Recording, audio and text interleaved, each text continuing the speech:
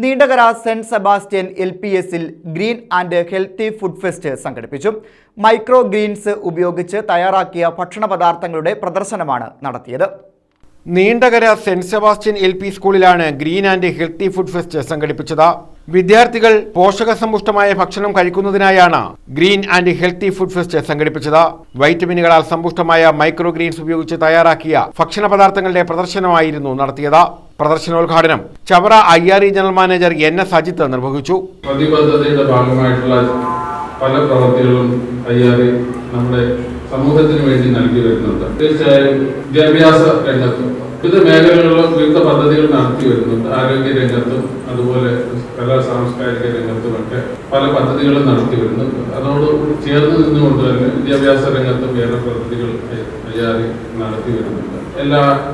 നമ്മുടെ പ്രദേശത്തുള്ള വിദ്യാഭ്യാസ സ്ഥാപനങ്ങൾക്കും അതിന്റെ വികസനത്തിനും വിദ്യാഭ്യാസത്തിനും ഒക്കെ വേണ്ടുന്ന പല കാര്യങ്ങളും നടത്തി വരുന്നുണ്ട്. തീർച്ചയായും ഈ സ്ഥാപനത്തിനും വേണ്ടുന്ന പദ്ധതികളൊക്കെ ചെയ്യാനായിട്ടുള്ള ഒരു കാര്യങ്ങൾ ഭാവിയിൽ ചെയ്യുമെന്ന് ഞാൻ ഉറപ്പു നൽകുന്നു. നീണ്ടകര ഗ്രാമപഞ്ചായത്ത് പ്രസിഡന്റ് K രാജീവ് അധ്യക്ഷത വഹിച്ചു.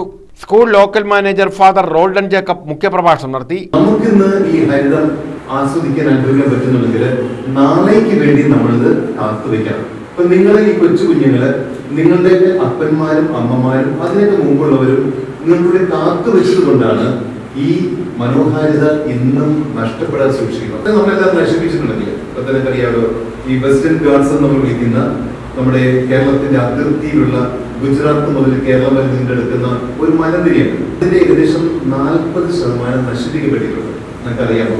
പ്രഥമാധ്യാപിക D പ്രസന്നകുമാരി, ചവറ ഉപജില്ലാ വിദ്യാഭ്യാസ ഓഫീസർ TK അനിത, ഉപജില്ലാ noon meal officer K Gopakumar, PTA president Shalu Vasantha, Rubeeda CY തുടങ്ങിയവർ പങ്കെടുത്തു.